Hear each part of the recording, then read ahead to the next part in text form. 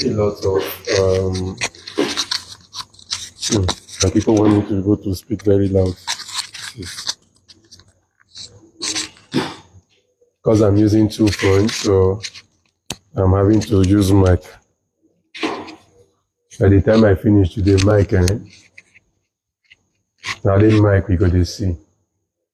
Okay, let's confirm that we can hear me, please. Please let's confirm we can hear me. Good evening. I'm Femi Samson. So we'll be looking at GMO.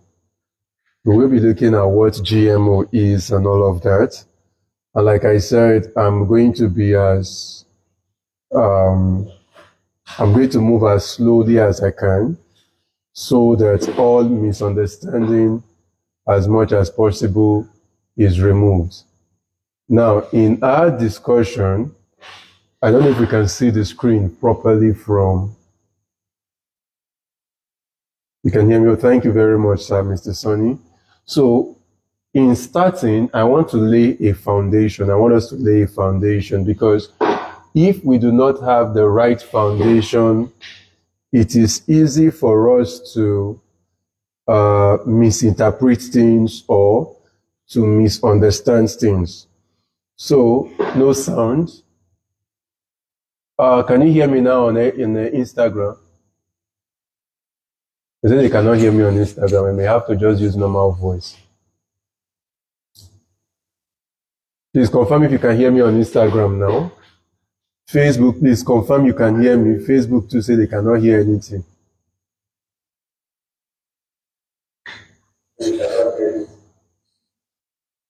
Facebook are saying they can't hear. Let me just use my regular voice then.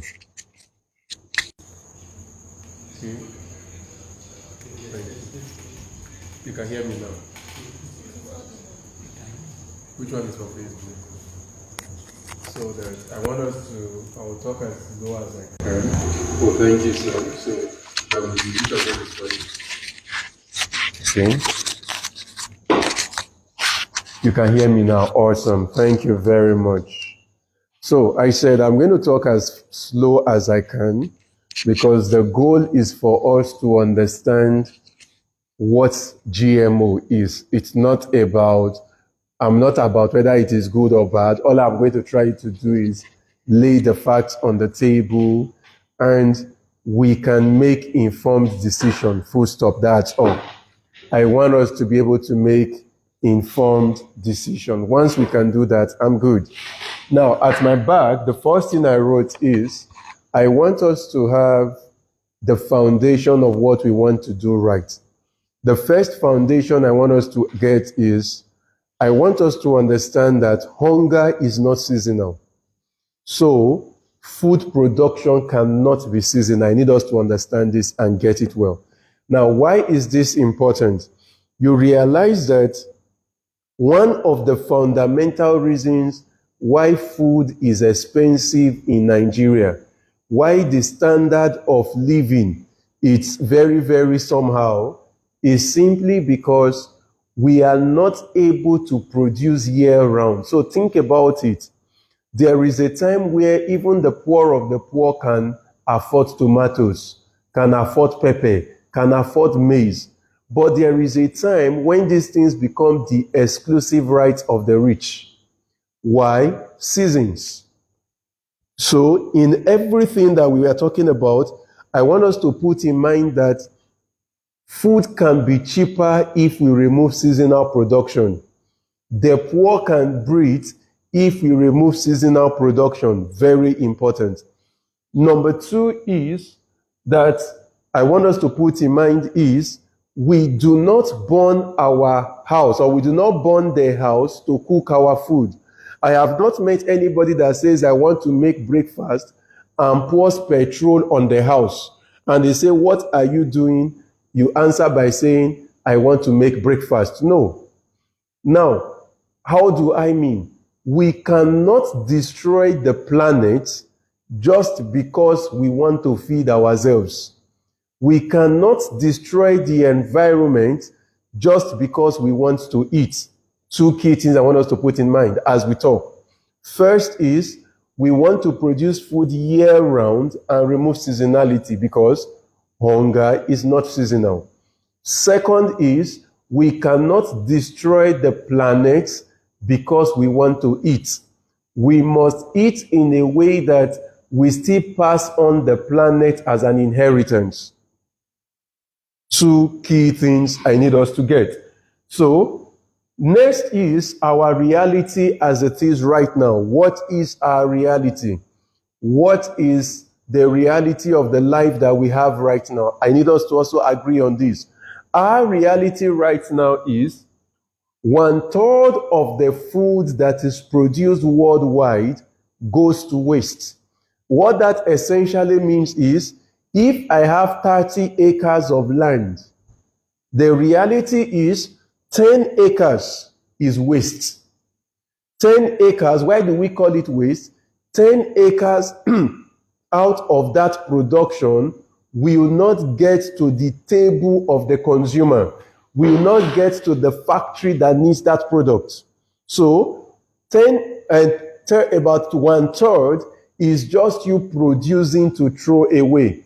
What this essentially means is the price of food that we buy in the market is us paying for the 1/3 that goes to waste. The price of things that are processed from raw food, whether it is tomato paste, whether it is whatever it is us paying the price for 1/3 of what will go to waste. So if I have 3 hectares of tomatoes, and my 3, let's say in a perfect world where my 1 hectare can give me, let's say, 60 tons. So I am supposed to get 3 times 6, 180 tons. I am only getting 120 tons. I will want to put the cost of production of 180 tons on 120 tons getting to the consumer.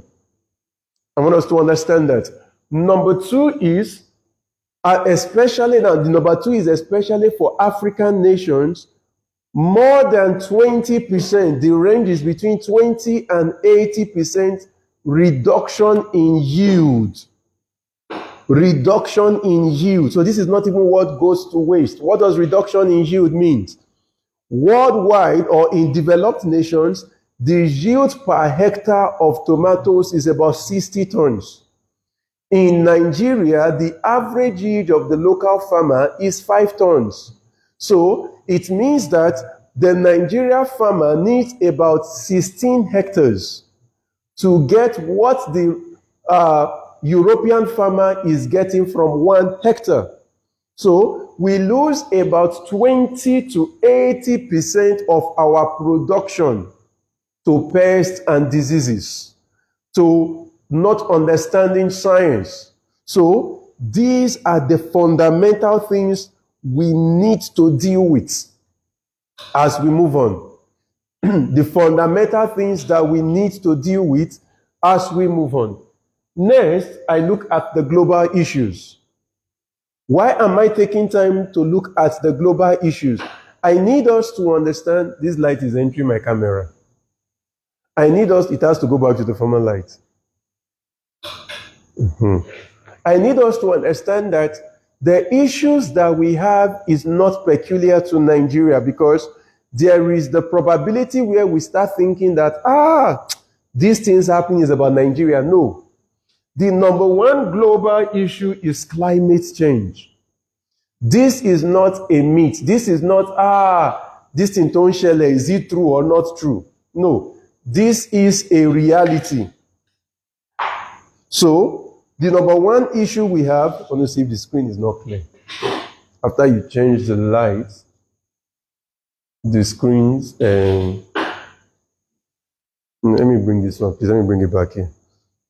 The Facebook one is clear now, but this one's scattered. Sorry. So I'll just be telling you what's on the screen because the Instagram one is scattered. Climate change, it's a global issue. Global issue. This is not a Nigerian thing. Global issue. Number 2 major thing affecting us is international trade. International trade. As a nation, our naira is not going to be able to compete if we are not able to produce enough to sell as exports.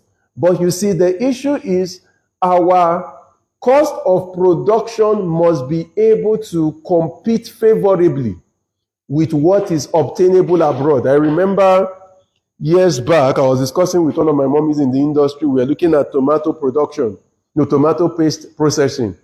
And I won't forget, she made a statement as a then that it was cheaper to produce abroad, process, and import the processed than to produce and process here. And when she said it, it felt like, this is not adding up. Earlier today, myself and Too Much White Lights, myself and one of Myself and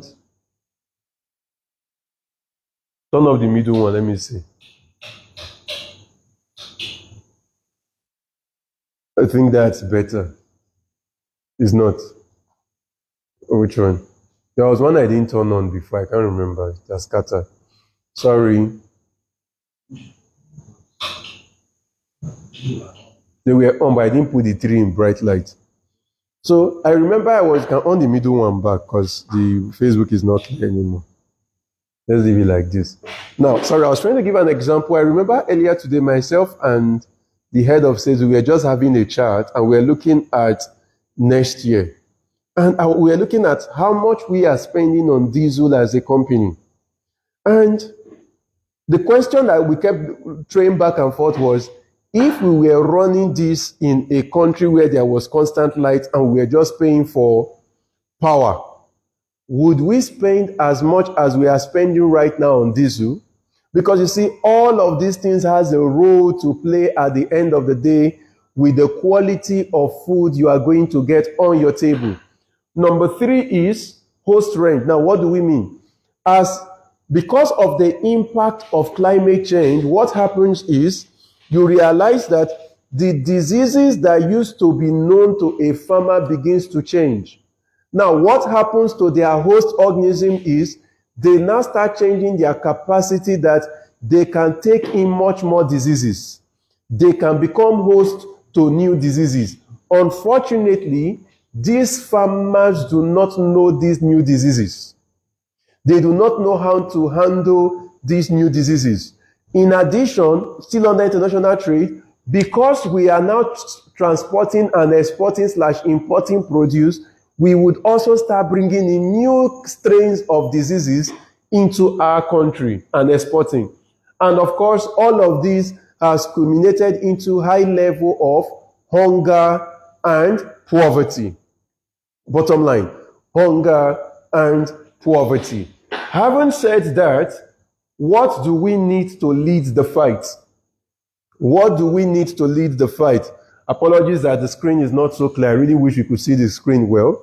But in leading the fight, number 1 is we need to become climate smart. That is number 1. We do not have power to stop what is happening in nature, but we have what it takes. That's why you notice the bar for the climate smart is the one I made the most. We need to know how to become climate smart. It is not ṣùgbọ́n or tàbí, it's a necessity. We need to know how to adapt, how to mitigate, how to increase production, how to apply precision-based agriculture as the pattern changes in our weather. 2, the next major thing that is important is we need to learn how to handle pests and diseases. Because as the climate changes, these are the first set of things that would be impacted. So we need to start learning, how do we handle pests? How do we handle diseases? How do we handle new strain? How do we handle old strain? How do we even handle strains that are undergoing mutation, mutating strains? We need to learn that. Number 3 is we need to start learning good agricultural practices, the best practices.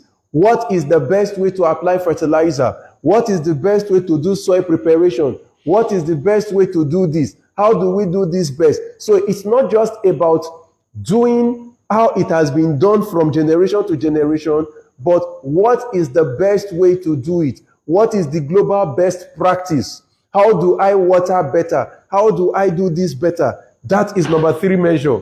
Number 4 is nutrient. So you would notice that I did not put nutrient as number 1. Nutrient is not top of the list. Then finally, technology.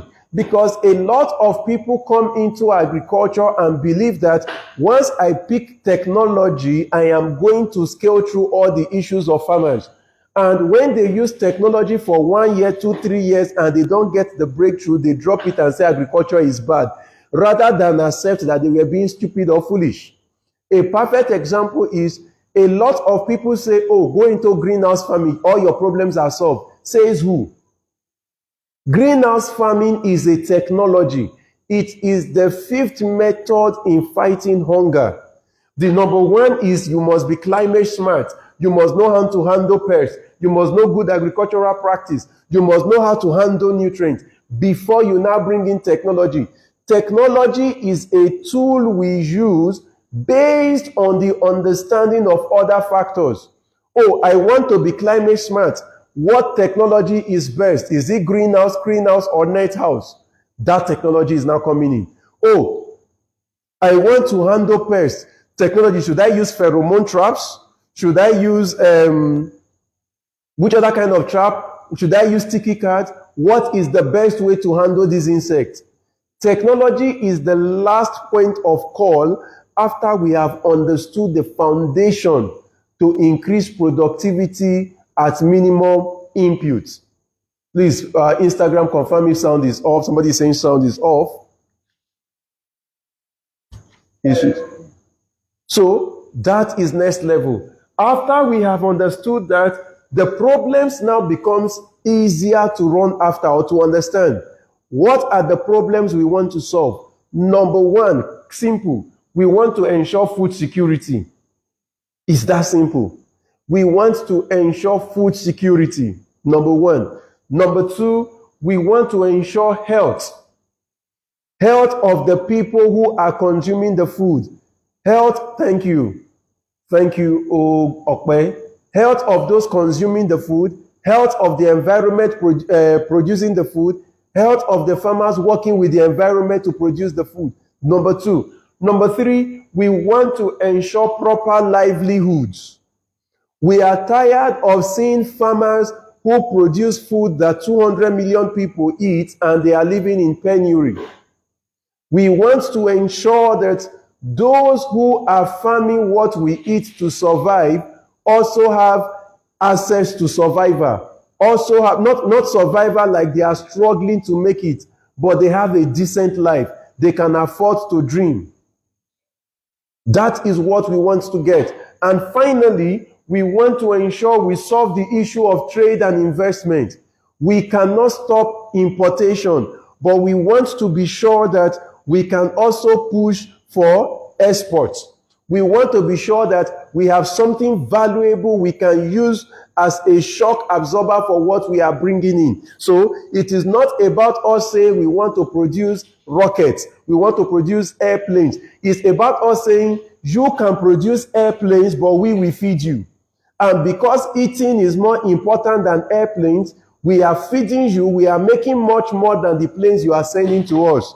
We can afford to run with horses, but you cannot afford to stay without eating. This is what we want to achieve. This is what we want to achieve. Now, having understood that, what are the solutions? We are still going to come back to it. Notice, because when we say GMO, GMO is an end. We need to understand how GMO came about, what it is, why it is there. Then we can now make informed decisions. Not the guys that come online to scare people, say, GMO is logo, everybody died. The solutions. Number one, we need healthy seeds. Because if climate is changing, we need seeds for the climate. We need seeds for the season. We need seeds for the weather. We need seeds for the environment. We need seeds for the new pest. We need seeds for what is happening now. So we need healthy seeds. So we are going to come back again and discuss this. What are heirloom seeds? What are improved variety seeds? What are hybrid seeds? What are transgenic seeds? Transgenic is what you popularly call the GMO. What do all these seeds mean? Why were they made? What is their role? How do you use them? How do you decide? What should we consider? Number two solution is IPM, Integrated Pest Management. How do we manage these pests? There is first the cultural. We will come back and discuss this. There are things the culture has taught us. Earlier this afternoon, we were having a chat where we were transplanting, plantain. And I think we were discussing, I'm not sure how we got to the point of discussing IFA For those of us that don't understand Yoruba, I don't know what Ifa is in English. Ifa is oracle. And we were talking, and I said, I have been reading some papers recently, and I am getting to understand that what we thought Ifa was, all of these oracles and stuff was, it's not everything we were taught it was. And I started realizing from the documents I was reading, funny enough, written by Brazilians, for God's sake, not even by Nigerians. And I started realizing that, oh, this Ifa thing that they've always said that is demonic and all, there is a science to it that has been neglected. And that these things that were called incantations were not really incantations as much as they were permutations and probability. Because as I read, I started realizing those things that look like, for lack of a better word, charms, were basically seeds that were broken into halves. And I noticed in my reading that these seeds broken into half have the front, the pericarp, and the endocarp. But the endocarp, naturally, the inside part, we have like two surfaces. So it started making sense that when I watch Yoruba movies those days, when the Baba throws the thing, he will make one line, two lines, one line, two lines. So the one line represented the epicarp, that's the outside, the outside. The two lines represented when the inside opens. And that in those days, all of this in and out had an explanation. So those incantations they were making were really not incantation as much as it is them explaining what each statement is. So what they end up doing at the end of the day was simply calculate all of these permutations they got, about 268 permutations that all have meaning. They will now draw an inference from it to say, this is what the oracle has said. Vis-a-vis. There are cultural ways that we have used in fighting diseases. We are going to discuss them. There are physical or mechanical ways. One of such physical ways we have used in fighting diseases in the past that we use till date is greenhouse. Because your greenhouse is just a physical structure to screen that people do not understand. When you run a poultry, you put in water, whatever, for people to dip their leg and all of that. That is a sort of physical. But at some point, you throw in chemical. Then there is biological. There are plants that are natural, what's it called now? Predators to other plants. There are plants that stop some things from coming in. Oh, you are running poultry. Snakes may come into your poultry. But there are plants that can repel snakes. That becomes a biological control for snakes. Then finally is chemical. So you realize that chemical is only needed where cultural, physical, and biological could not work. Two, you notice that we started from cultural to physical to biological to chemical. As you move from cultural are much more preventive. Chemical are much more for suppressing. It's a line. So the cultural, physical, and all of that is for preventive measure. When they fail, I move from preventive towards suppressing. Finally is the climate smart system, the climate smart agriculture, where we talked about the first thing we need to work on. That talks about adaptation. How do I adapt? How do I confine? How do I conform? How do I mitigate? Mitigate is how do I stop this thing from happening? Then how do I ensure I still get my productivity right? These are the key things. These are the key things in trying to ensure that we solve the issue of food production. I'm trying to rush. Now, we start from the basis. Now, I know not everybody is a science person. I'm going to talk as slowly as I can. Let me calm down. As slowly as I can. So remember when I talked earlier, I said, we start from cultural, I said that, to physical, to biological, and finally to chemical. And I said, The only time we bring in chemical is when what we have originally has failed. And in discussing cultural, you notice I use oracle, ifa, and a whole lot of things as a basics to say that there are ways we had done things before now. So, you are not able to see my screen. In history, there are ways our forefathers fought things. The only issue is they did not know the names of all these things. The first is the baculovirus. The second is the use of fungi, what we call today called beneficial fungi. The third is what we call parasitoids. I will explain because it may sound like German for some of us, like what's this guy saying? Baculovirus. Now, these are viruses that naturally infect insects. If you go to places like the UK, the US, the Netherlands, Canada, and all of these places, and you enter their farms, you will see farmers by default bringing in insects into their fields. These insects that they bring into their fields, they are the kind of insects that feed on the things that can affect what they are doing. So if I have a pathogen, I know that there is something that can feed on that pathogen. I introduce it. So when I introduce what can feed on the pathogen, what simply happens is because they are feeding on those pathogens, by default, they eat up those pathogens without me bringing in any chemical. Those pathogens die. What I introduced on my own, because they have nothing to feed on, they will die natural deaths. Baculovirus. This has existed for long. They are not new. Oh, sorry. They are not new. Let me see if I think I did a picture. It's a pity that we are not able to see my screen properly. Okay, it's clear from there. Okay. But by Instagram, if I can turn it around, if Instagram can be clear, maybe we'll turn the camera around. So this is how a baculovirus works. This is how it works.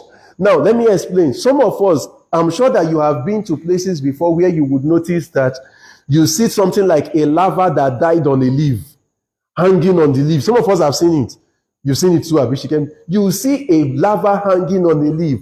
What has happened is the effect of baculovirus.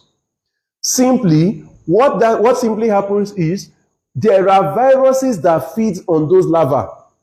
When they feed on the larva and they eat the larva, after they have eaten the larva and there is nothing anymore to eat, on their own, they will die, but the larva will also die. Now, because it is a virus, remember the advantage of a virus. They have the capacity to live for life. Because once they enter a place that is not convenient, they will form a cyst and become non-living. So when this thing dies, those viruses become non-living and become a cyst and stay in the environment, such that if an infection like this should come again, they will come back and infect that thing. This is nature at work. So there are now places that have been able now to take these viruses and culture them, that a farmer like us can go and buy. So that when there is something affecting your farm, no, this is what I'm saying, if you can turn. That if there is something affecting your farm, you can now say, okay, instead of you affecting my plants, how do I ensure that I bring you as a baculovirus to my farm? That way, you are able to fight everything that will fight my farm, but my farm is fine. Because this is purely biological. You are not bringing in anything to disrupt nature. They are only feeding on things that will feed on your plants. And once that larva that is supposed to feed on your plants dies, that's what we are trying to show with this picture, the virus comes back and stays in the air. So until those viruses are depleted, you can go back and buy again. This is one method. The second method is the use of beneficial fungi. There is a company in Abuja, awesome company, SCL. This is what they specialize in. Beneficial fungi. Beneficial fungi can help in, what's it called? Colonizing a shared habitat. You have things like mycorrhizae that we go to the market intentionally to buy, to put on the farm because it's a beneficial fungi. Is it clear now? The screen. The diseases that can affect your plant, there are beneficial fungi. Thank you, Mr. Gideon. Yes, these are natural, they're organic. There are beneficial fungi that you can introduce. Some of these beneficial fungi has the power to work and degrade the body of enzymes of things that can affect your plant. So let me give you an example. When you hear something like, oh, plant basil and pepper, and you start hearing that, oh, the basil has the capacity to ward off aphid. It's not because aphid will not come. They will show. But you see, the beneficial fungi in the environment confers a form of, what's the word now? What we call a mycoparasitism around that becomes a parasite on those aphids that makes them not to be able to attack your pepper. Some are able to act as antimicrobial compounds. Some act as mycoviruses. Some help in inducing systemic resistance for the plants.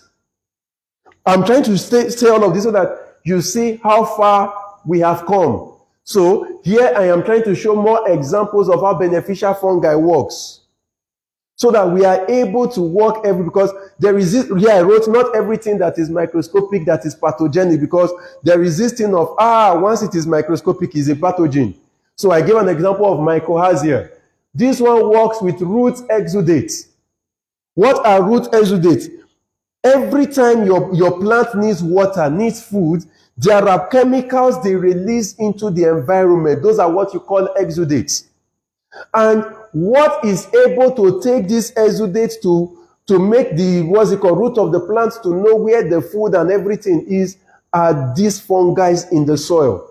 So if I apply too much chemicals and I kill all of my fungi, even if you bring in the chemicals, it cannot do what it is supposed to do, because there are these guys that are supposed to work in the in-between.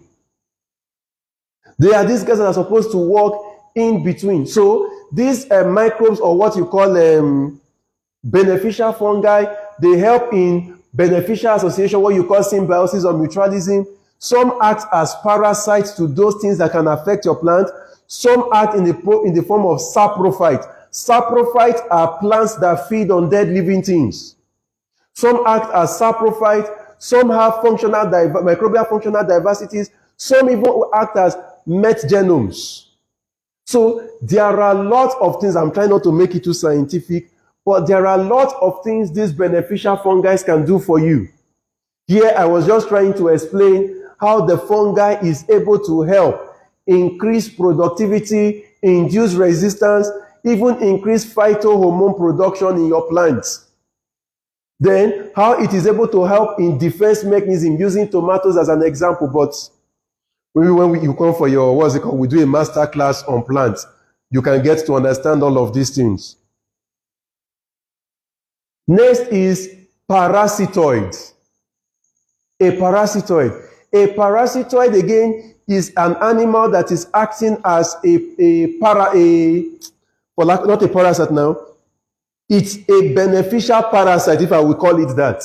That is a parasitoid, a beneficial parasite. And they have different ways of working to help your plants heal.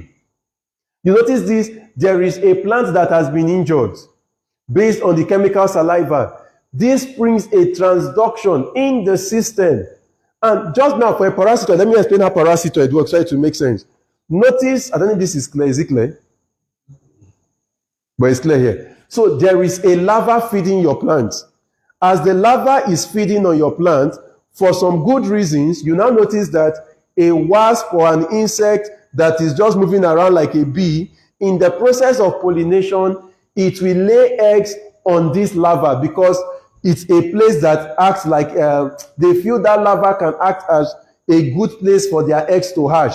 Unfortunately, when the egg hatches on the larva, the egg has seen the larva as food to eat after hatching. Now, it starts feeding on the larva until the larva dies.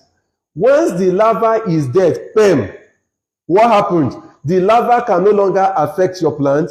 That same, that was feeding on the larva no longer has food to survive. It dies, the larva dies. That is parasitoid. Now, the advantage of that is this larva that was meant to infect your plant has died. So your plant is safe, the wasp is not producing anyhow, and the larva is dead.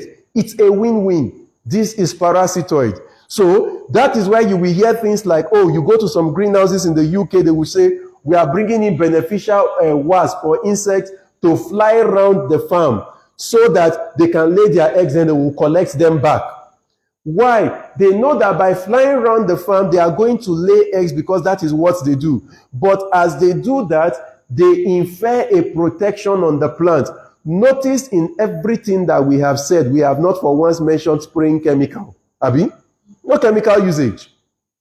This is the first way. Now, we now go to the science. Because everything I have explained so far is not something that is scientific. Even when we do the science of those things, we are only mimicking nature. We are just mimicking nature. It's not like we are creating something new. So now let's go to biotechnology, science at its peak. The first step is what we call PROTAC. Because people think GMO is like GMO is later. PROTAC, proteolysis targeting chimeras. Now, I know we are not all scientists, I know. That is why I will use cancer to first explain, then bring it back to plants. I'll bring it back to plants. Now, when you take drugs, if I want to take a drug, the way a drug works naturally is drugs have specific target protein they must lock into.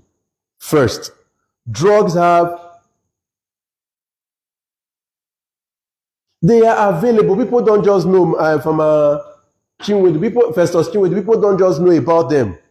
That's why I'm giving you examples of companies that sell these things and people don't even know about them. Now, if I take a drug, for example, like Panadol, Panadol is created to have a specific target protein it will work with. To make that make sense, you will hear people say that, when I take Panadol, this is not me advertising for anybody, when I take Panadol, Panadol does not work for me. But if I take Fensic, I can take the brand Fensic. If I take another drug again for paracetamol works for me. This is what it means. It simply means that the person that took Panadol that it did not work does not have the target protein that was created for Panadol. So if I take it, if that Panadol does not see the target protein, nothing will happen. It is just I took drug, it will go out when I wee or poo. But if it sees a target protein, that is when it can attach and then a conformation would happen. Then it is able to stop the nerve that is responding to that headache for me no longer to feel the headache until the headache naturally goes.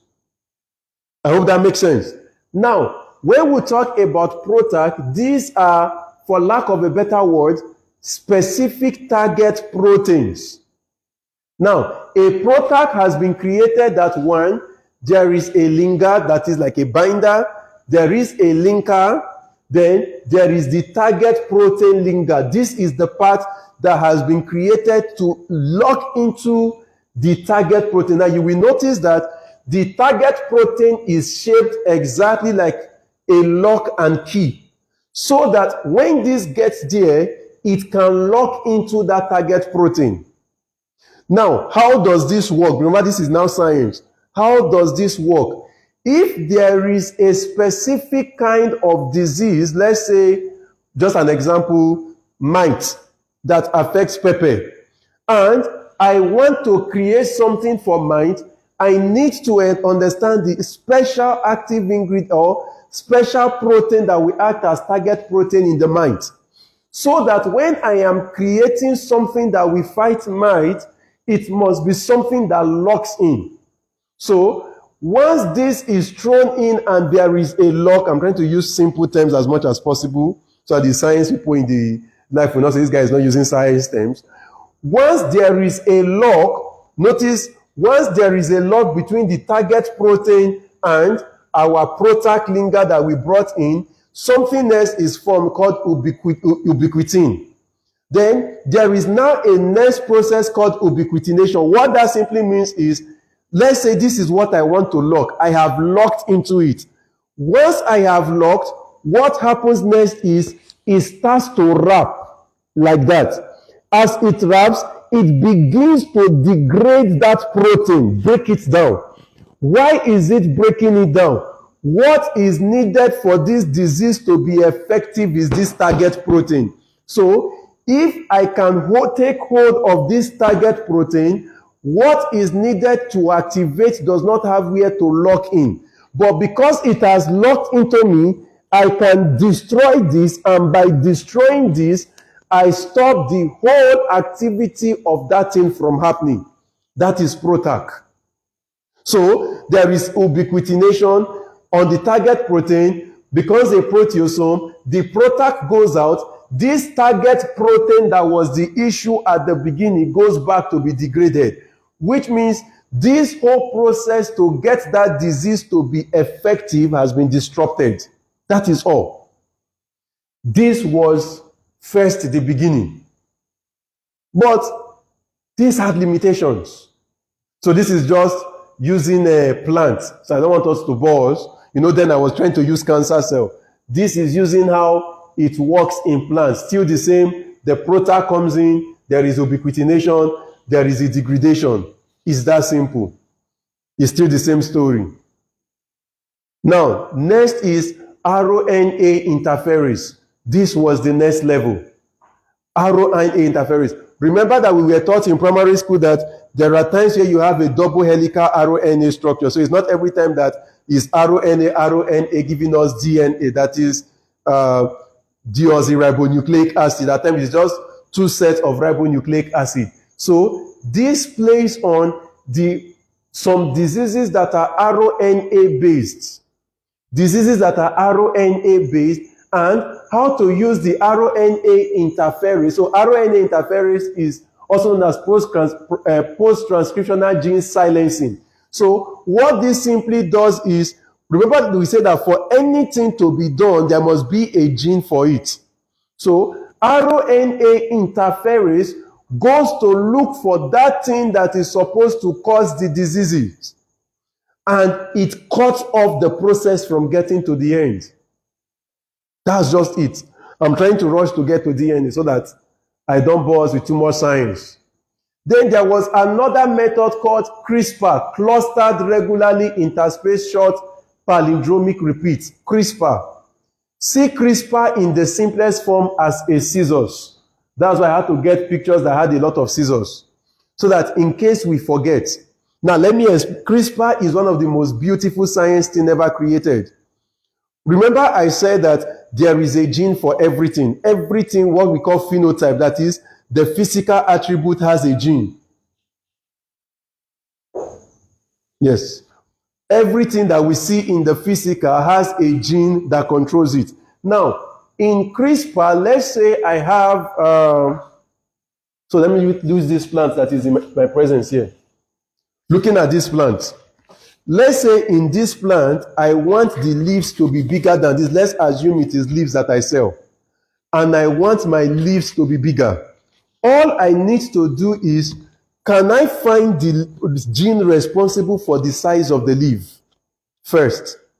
Once I can get the gene responsible for the size of the leaf, CRISPR says isolate, multiply, then in every organism there are things we call the nonsense gene.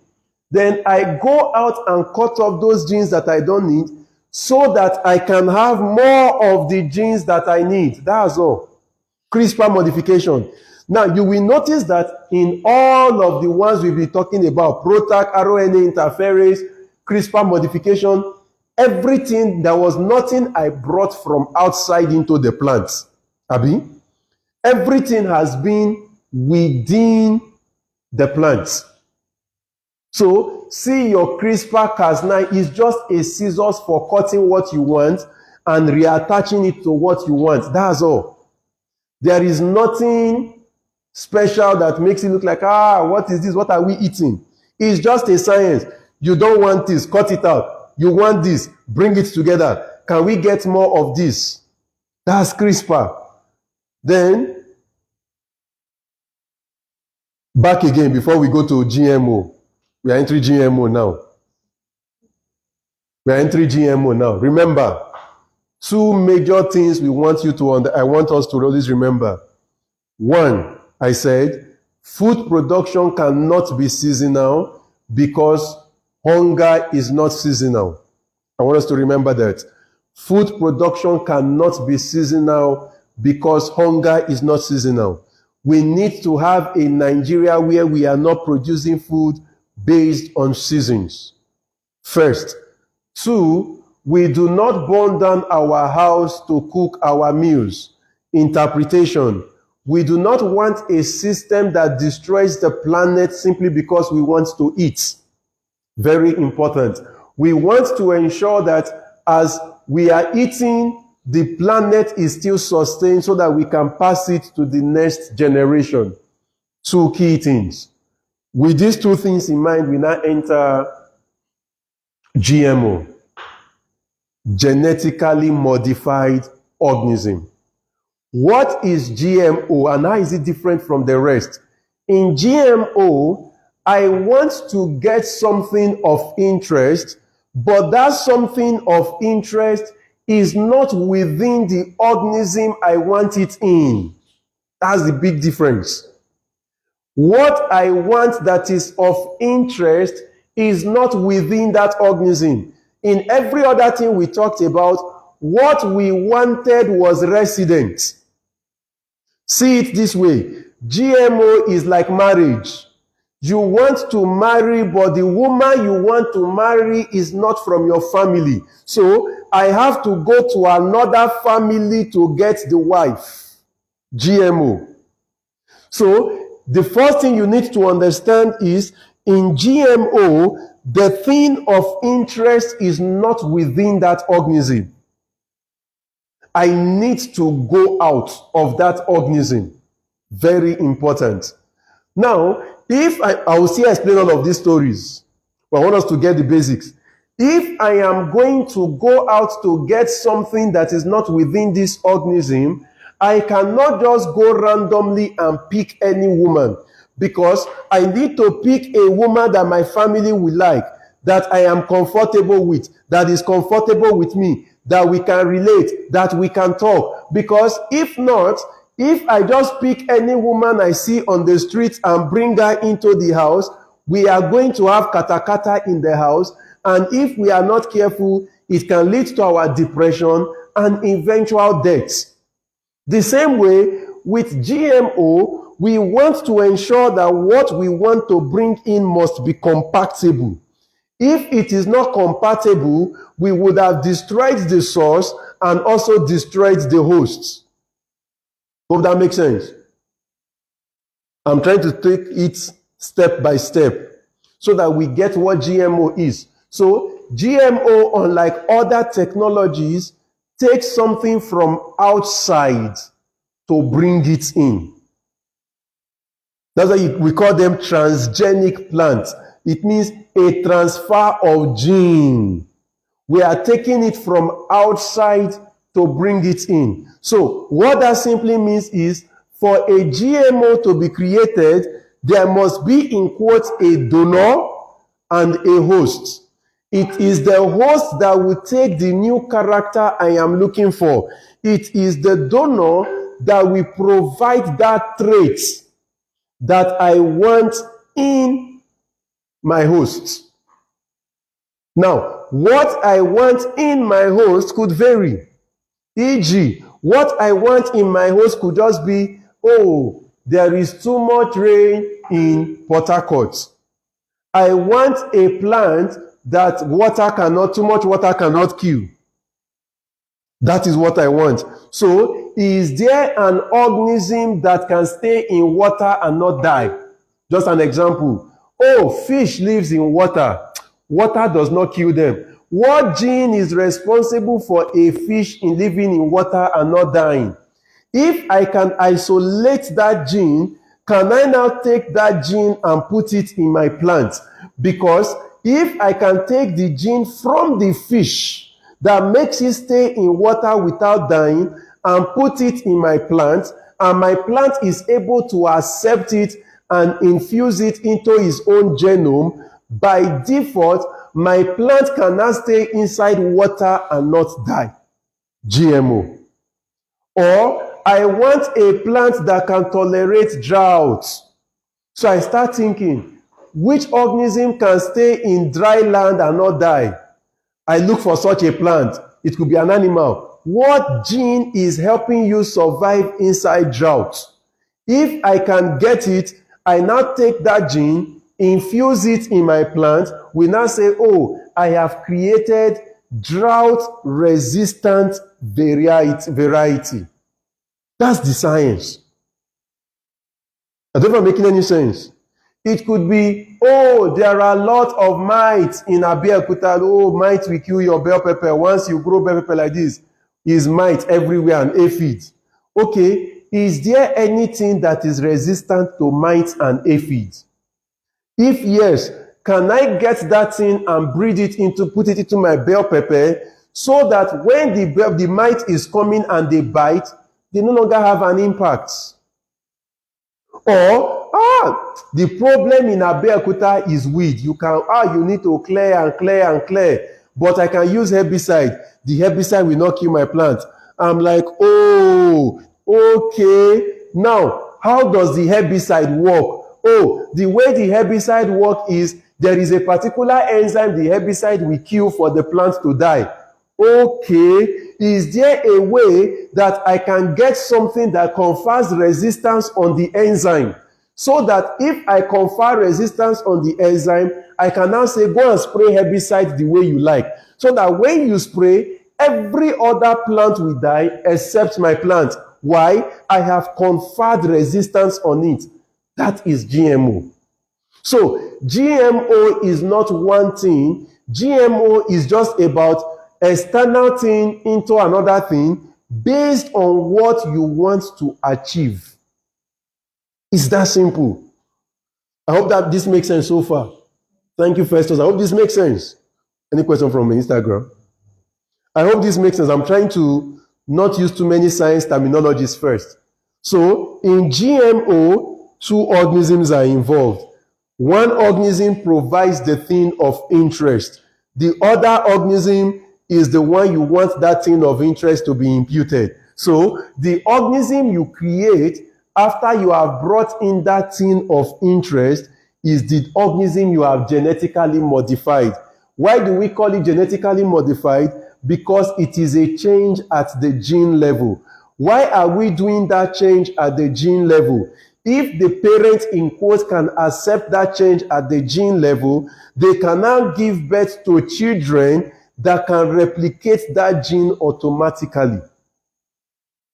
So when you hear people say, once you grow GMO, you can spray herbicide anyhow, they will just be killing other people's farms. It means that that particular plant was bred to be resistant to that herbicide. It can't be to all herbicides. Because different herbicides have the enzyme they attack to kill the plants. When you spray herbicide, the way herbicide works is there are pathways inside the plant that one of them will go and inhibit an enzyme. And once that enzyme is inhibited, the process of either gluconeogenesis or glycolysis is not completed and the plant dies over time. So, that's why you call it active ingredient, because different herbicides have an active ingredient, meaning they have a specific target protein that they are meant for. I don't know if we're seeing how everything is interconnected, how they are all interconnected. Having said that, that is why you notice we are saying, oh, now, again, another part I forgot. Let me also say this before I come to my slides, or before I come to the slide, so it's not confusing. If I want to go and bring a wife, you know, as Africans that have proper culture, I am not just going to walk paka, paka, paka, to the woman and say, I want to marry you, more they go. No. We have a way of doing introduction where the parents will come. They will do a introduction, traditional, do the whole cultural setting before you take the woman in a proper way. The same way, you cannot just go to the gene of interest in another organism and just stab and take it out. No. There is also a proper way. So the first thing is we have what you call a plasmid. This is like your in-laws. They have the capacity to take what you want easily. And the advantage of a plasmid is they have a site where you can easily infuse the DNA of interest, the gene of interest. So my gene of interest is, for example, ekene. So my plasmid is able to inculcate ekene first. Next is, this plasmid now is able to take my foreign DNA, the one I'm taking from another person. The bringing in of that foreign DNA into my plasmid is what we call recombinant, meaning we now have two things in one. You see? Exactly, exactly. It depends on what you want to achieve. So that recombinant DNA is now a combination of the plasmid itself, which at times could be a bacteria, and the gene of interest. Because people hear, once we want low bacteria or virus, they're like, that's why they will infect us. No, it's just used to transfer. It's just used to transfer. The plasmid is perfect because it's a single-stranded DNA. So it is able to take it easily. There is no complication. It's able to take it, no issue.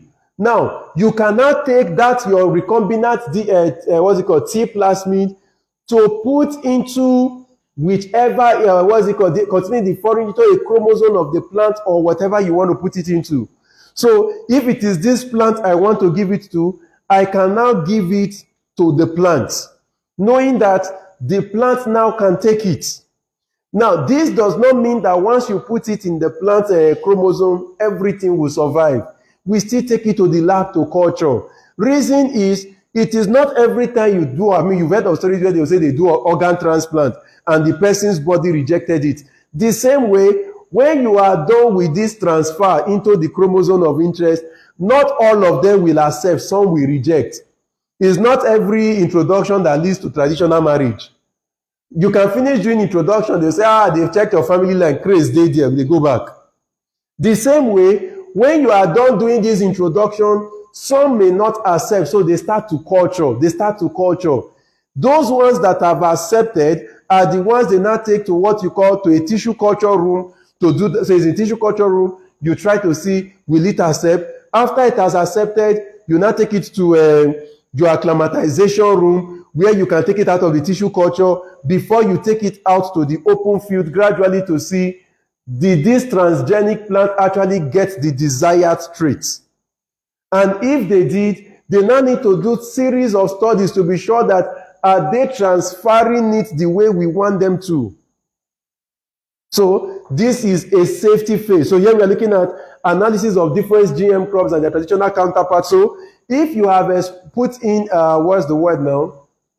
A new gene into a transgenic plant, we will study them. How does this thing work? How is it expressed? What are the metabolites? Are they releasing the kind of metabolite they would have released if nothing was done to them? Are they releasing what should have been done if nothing was done to them? Phase 2 is toxicological and nutritional studies, because we want to see, are they toxic to the environment? Are they toxic to other plants? Next, what is their nutrition? Are they as healthy? So you start looking at gene transfer, allergicity, degradation characteristics, meaning how long does this plant take when they die? Do they decay easily? Or are they lasting longer than others before they decay? What is their bioavailability? What does that mean? The tomatoes that was GMO and the tomatoes that is not GMO, when I consume both of them, they have digested, but what is available for me to use? What is available for me to live with? I need to, they will study this. What is the toxicity? What is the intake level? How much of this do I need to take to get the same nutrient I was getting before? Am I taking fewer or more? Or am I taking the same? All of this will be done. They will not do an evaluation on the toxicological and nutritional evaluation. If it does not come out as planned, the whole process goes back to beginning to start. I don't understand. If it does not come out the way they want, they go back, because the idea is not to destroy the environment. Very important. We want to produce food year round, but the goal is not to destroy the environment. So all of this that has been done to phase 3, take over work, we go back to the beginning. We go back to restart, to go and re-identify, to restart from scratch. It is only if it is okay that it goes to safety assessment to say it can go out. In this level of toxicological and nutritional evaluation, they will be fed to oyster rats, they will be fed to dragonfly, they will be fed to different things to see how does it work. A lot of phytochemical analysis will be done to be sure it is healthy. Yes, it takes a lot of time. It is not as fast as the way people want to make it sound. That, GMO, you start on Monday or Tuesday, no. That is why you realize that we don't have a lot of companies doing GMO, because do you know how much it takes to do research? Research is not cheap. You must be well funded to be able to do this. Now, making decisions, because I mean, that's the end of the whole making a decision, life ingredients. Number one, we need to understand that science is about first information. Information. I always tell people this, as far as I'm concerned, there is no good science, there is no bad science, it's about information. I'll give you an example, because when I say there is no bad science, somebody is saying from something is just saying do GMO. I will ask a question, a knife. Is knife good or bad? You are going to agree with me that the good or bad of a knife is dependent on who is using it. It's that simple. Television can be a weapon of mass destruction if we use it to do propaganda. The same television or social media can be for good, like we are using to learn. It depends on its information. Science is about creating tools. Science does not have the power to determine how the tools are used. The usage of the tools is ethics. The creation of the tools is science. We must differentiate the use of tools from the ethics of tools. Does that make any sense?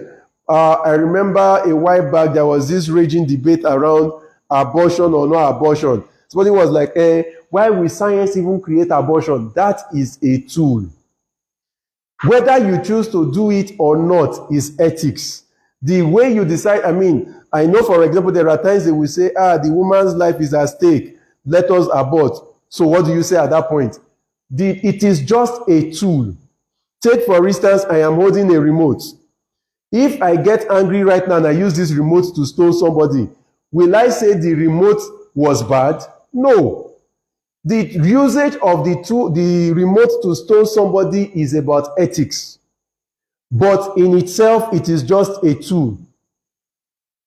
In itself, the remote is just a tool. So I must differentiate the tool from the ethics.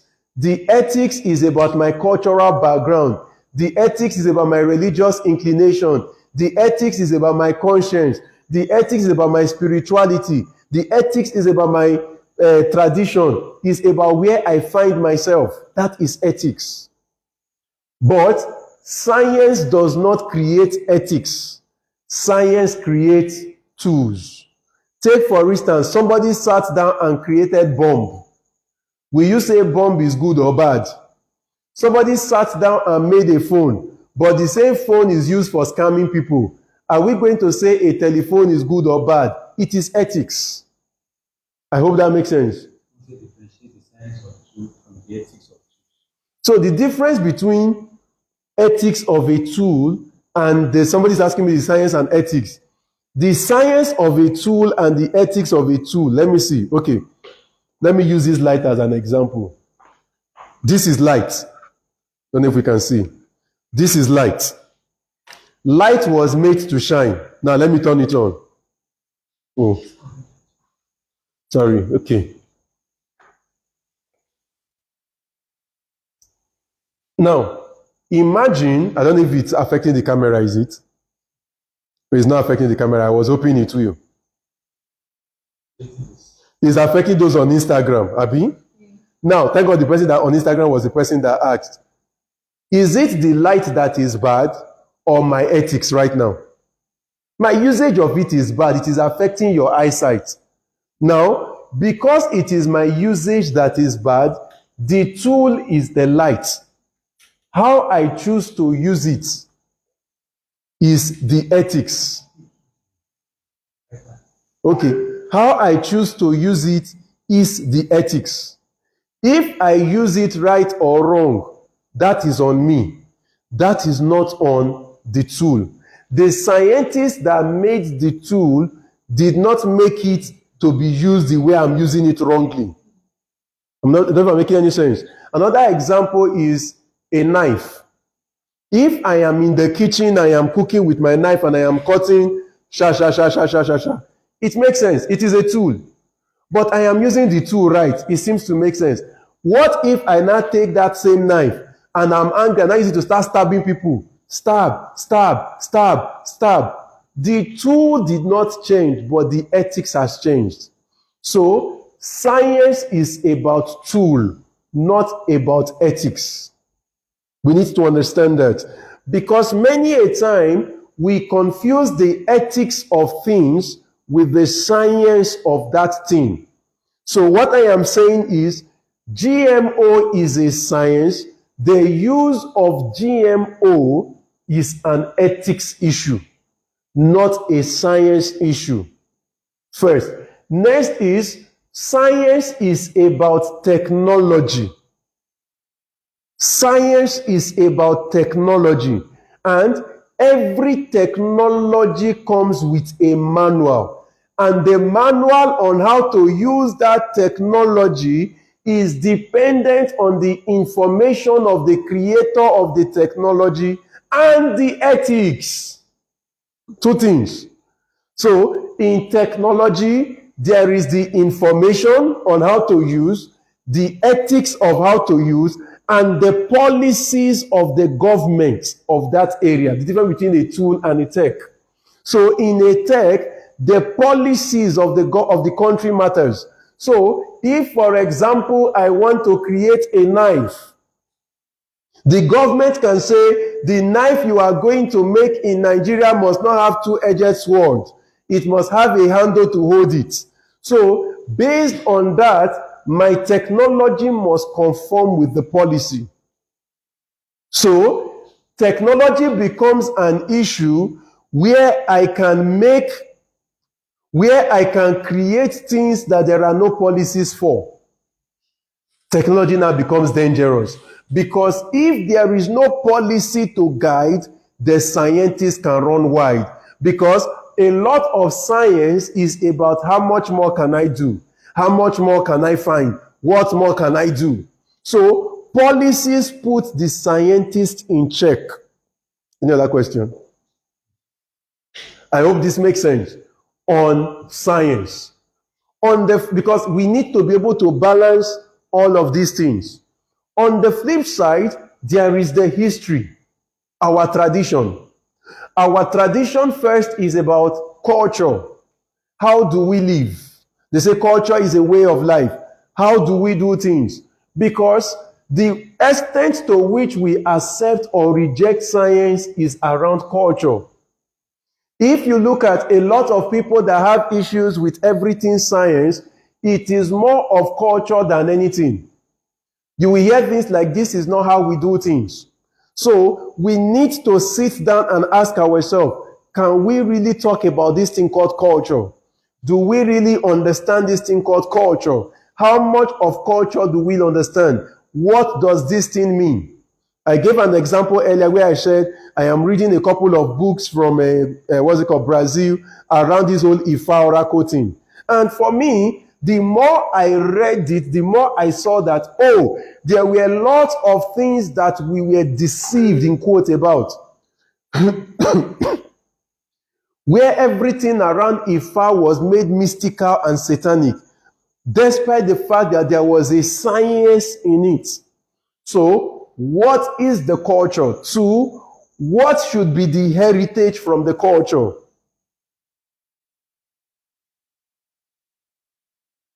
Thank you, sir. What can be the heritage from the culture? Because not everything in the culture should be passed on as inheritance. And not everything from the culture should be discarded. As a matter of fact, personally, I've made up my mind that I am going to get real physical books, whatever it takes and how much time it takes, to get physical books to read on Africanism, to read on the Yoruba culture, the Igbo culture, the Hausa culture, to see what were the things. I mean, the more I read about the Ifa culture, the more I realized that, all these, most of those things they say have been rehearsed, they are taught. And I realized that most of these things could have been called binary numbers because they use 1 and 2, they do 1, they do 2, they do 1, they do 2. And I started realizing, what they call 2 could have been a 0, because that is the open part of the seed that looks like a 0. So these were just binary numbers. You can even look for the document. It's one of the documents online is called something comparing Ifa and computer science. And I started realizing this could have been the foundation of computer science only if this was passed on as an inheritance and not as a taboo of this is satanic. So in trying to deal with science, we need to know what should be inherited. That's why I talk about them again, LCL in Abuja. They have understood there is something about the fungi. This is what nature gave to us. This is what our forefathers used. How can we multiply them? Today you have people say things like, we are raising earthworms. Why are we raising earthworms? Because somebody understood the role of earthworms. So we are now intentional about multiplying them.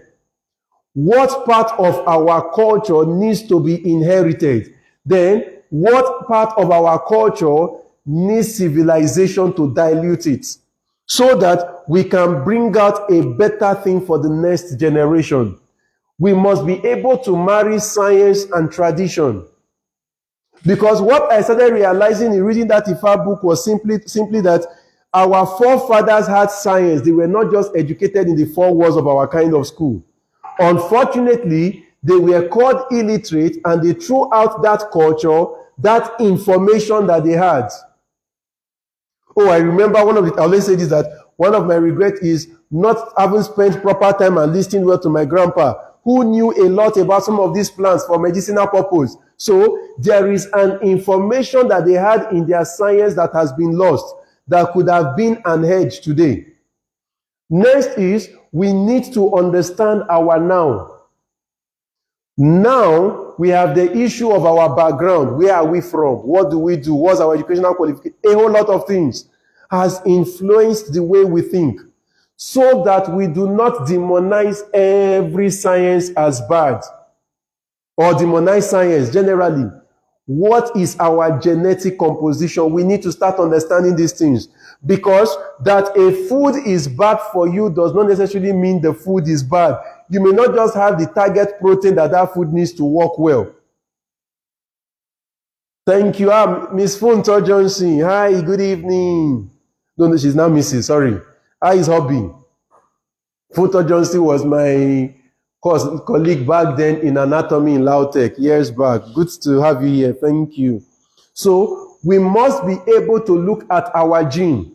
That is why I am one of the biggest pushers that I believe that someday, with God's help, I will get to the point of neutral genomics.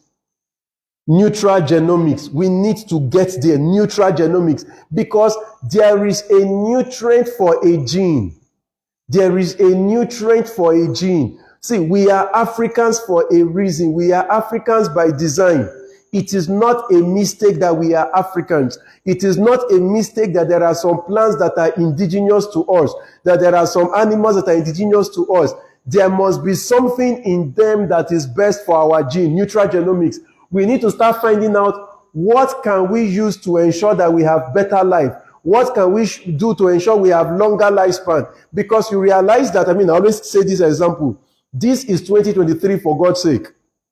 Compare 2023 and 1980 or even 1910. You will agree with me that in 2023, we have better hospitals, better information, better healthcare, better, what's it called? Transportation, better communication method, better ICT, better way to get info. We have a lot of things that are better. Yet our lifespan is getting shorter and shorter and shorter. It is not any other thing except the fact that our foods have been diluted too much. We have lost touch with what nature gave to us, because you see, science and culture and the tradition, they must be married with our gene. It must be married. There are things that have been put here for us that are best for us here.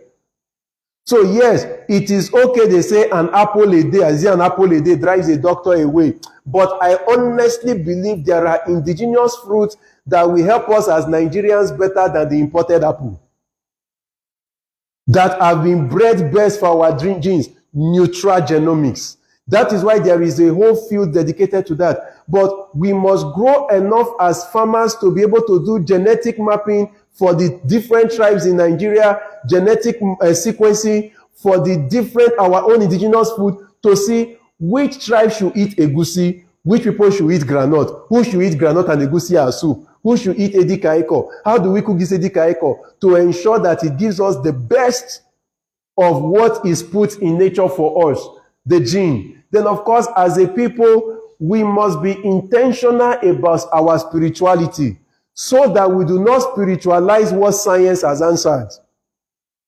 Because neutral, like nutrients. Yes, thank you so much. Because there is a lot of issue. We are so, I remember, that is why today I proudly wear the cap on my head, the wizard farmer. I remember when I started and people were saying that this thing that you are doing is witchcraft. Is witchcraft. We are too quick to demonize everything. Whatever we don't understand is satanic. It has to be devil that is causing the confusion. Why? We must try not to spiritualize our ignorance, spiritualize our stupidity. Once in a while, we always joke around that, oh, if somebody should come now, they see a cat running around. The next thing is, I want to buy me. Buy you where? Where are they buying you? What did you do? What did you buy? We learn to spiritualize everything, things that science has an answer for. We start drawing map and saying is spiritual, this is. All those people that said that the reason they could not make it is because they are following them from the village. Now you flew abroad and made it. Are you telling me that your village people cannot fly at night to abroad? So are you telling me their spirituality ends at the border? They cannot get to abroad to fight you? Because we are too quick to spiritualize things. That is why our science is suffering. That is why you have a farmer that will farm and shock it with prayer because he did not do soil tests. A farmer, no offense, one of the people I do not like to run a farm for, when they say, Farmer Samson, come and set up for me. Once I hear I am a pastor, I am an imam, I am a this, I want to start a farm, I run. Because I have realized from numerous examples that we set up a farm for you as a clergy, we tell you it is time to pray. You're like, no, God is in charge. Which God? God has given man the wisdom of science on how to ensure that you have what it takes to pray. You are using prayer to no, now. Can we stop mocking spirituality? Can we stop mocking spirituality? Can we stop making spirituality a defense where science has been given as a solution? Can we stop making turning agriculture to agricultural religion? Because people, you tell somebody, this is your farm, you need to put security. You tell no, angels are on guard, but God created security. So angels are on guard. God did not know there was security. As in, thank you, Festus. See, because people start spiritualizing where science can solve the issue.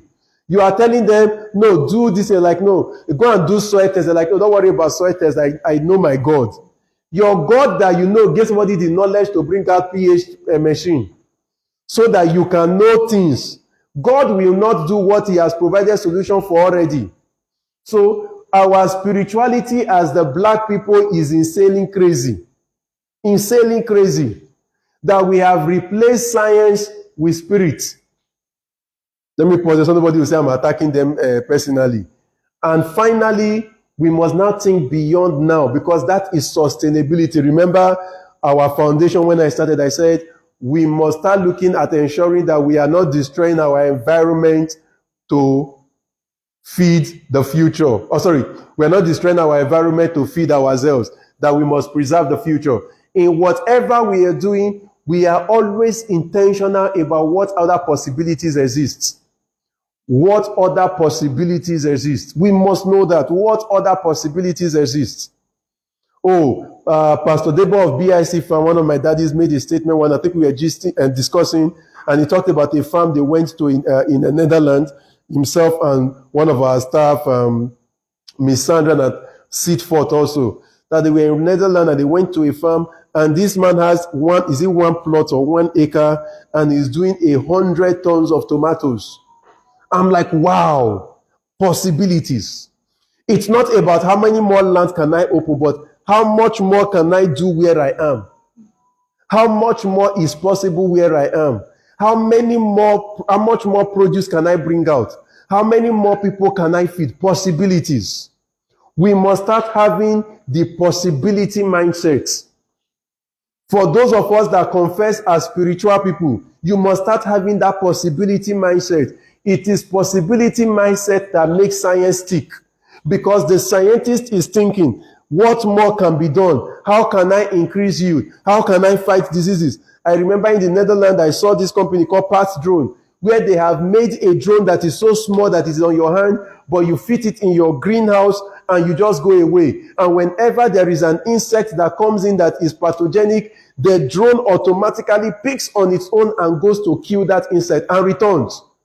Possibilities. We need to start thinking. We need to move away from seeing problem as other people's issues and thinking, how can I solve this? One of the things I appreciate God for about my team is their ability to think possibilities. What more can we do? Yes, we know. See, it is not just about we are getting it wrong. We are getting it right, but how much more can we do despite getting it right? Can it be better than this? Can we optimize? Thank you, sir. Can we optimize? Can we increase efficiency? Can we reduce waste? Can we do more? Yes, we are getting 2 tons per greenhouse. Can we make it 2.5 tons? Can it become 5 tons? Can it become 6 tons? What more can we do? Because this possibility mindset is what will drive your science, is what will open your mind to think, is what will open your eyes to see. Because you see, if you are not thinking of what is possible, you will be blind to the science that can be possible. What more can I do?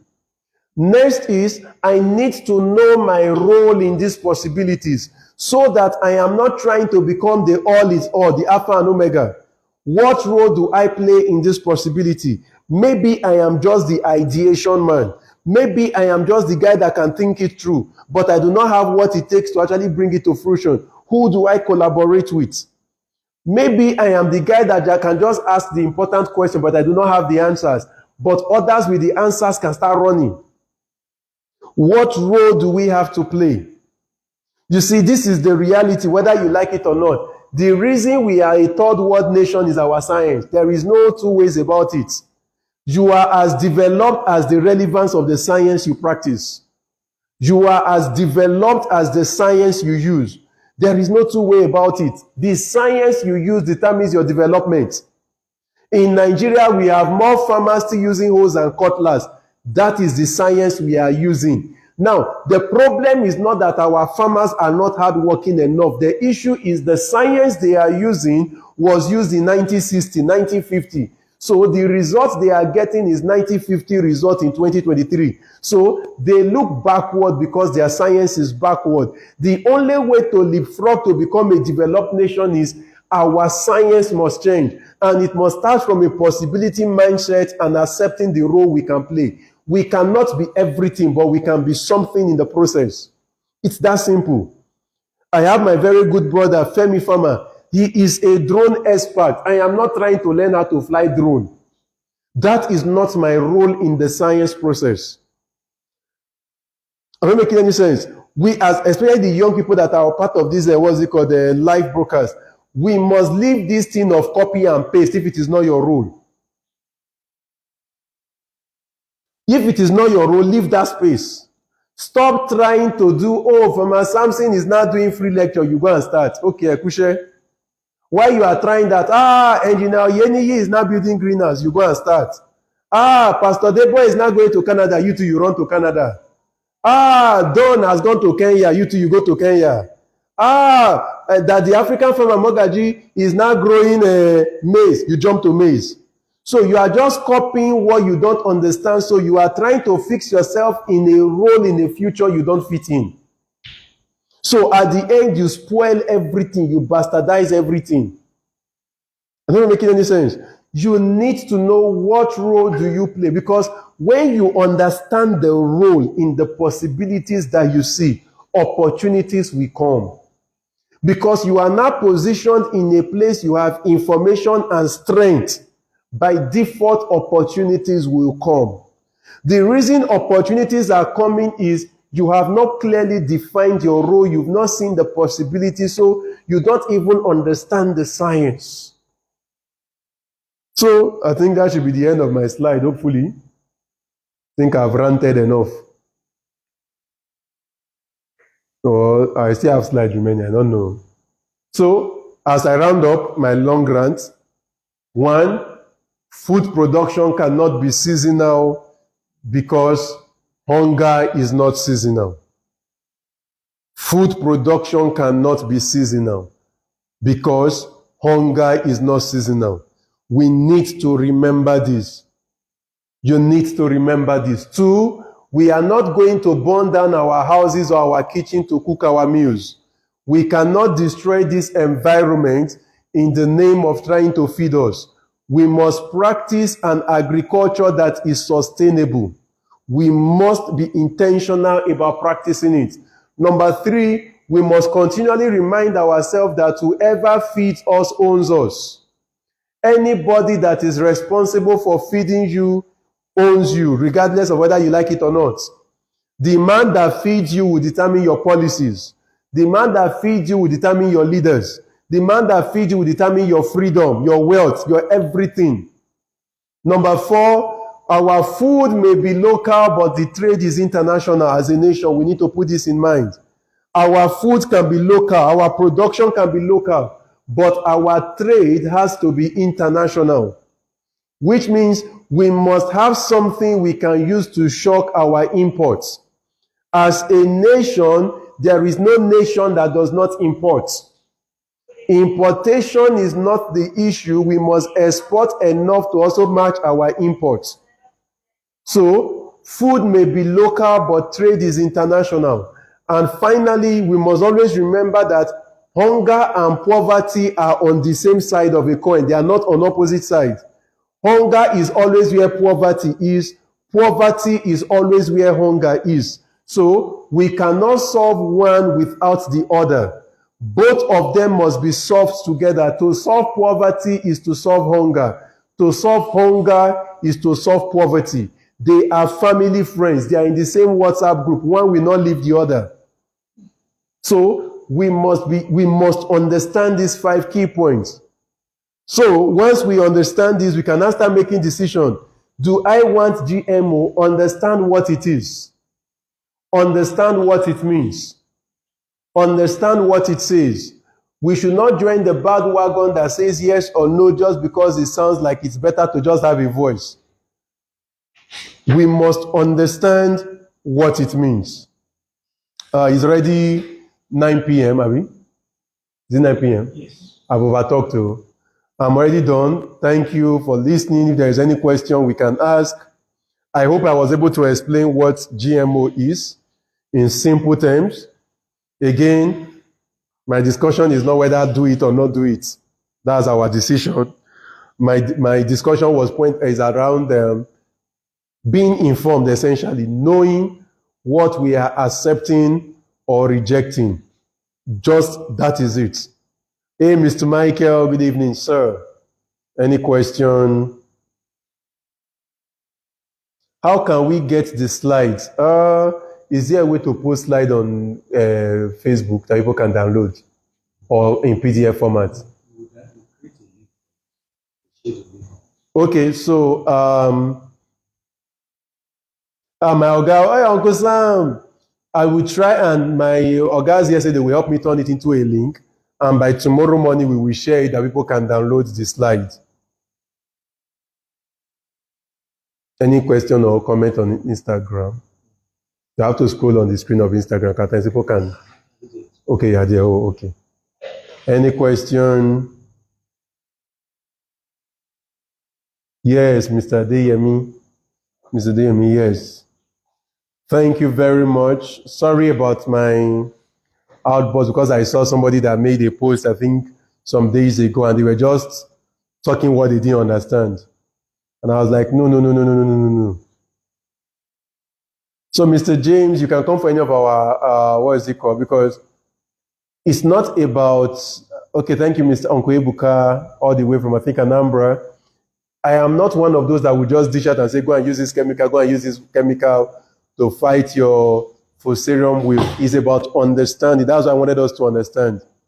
Yes, we'll put it, okay, we'll try and download it and put it on YouTube, then share the YouTube link. Then on the YouTube link, we will then share the Google link that you can use to download the slides and follow it gradually with the videos. Thank you so much, Mr. Festus Chiwendu. So we can end the live. We will share. We're about to share. Thank you for coming for our TED Talk. We appreciate you very much. There is nobody like you.